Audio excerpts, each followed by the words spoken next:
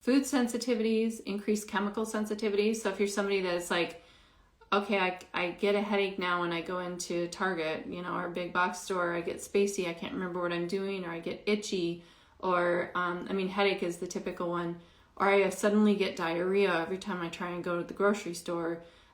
Those are kind of these chemical sensitivities. People start taking out candles from their life, taking out fragrances from their life, getting sick feeling when you're pumping gas at the gas station.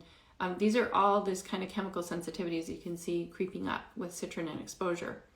Heart palpitations, shortness of breath, chest pain or angina, menstrual changes, and this has to do not necessarily just with it, not like zearalenone that has an estrogen-like effect, but because of what it's doing to the ability of our body to process hormones.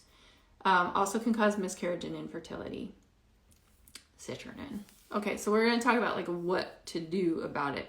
It is highly, like the other ones, you know, they all create this mitochondrial function reduction, so dysfunction, which is where the fatigue is coming from.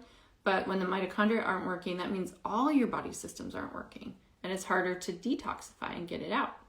So we'll talk about solutions. Let me make sure I get some questions.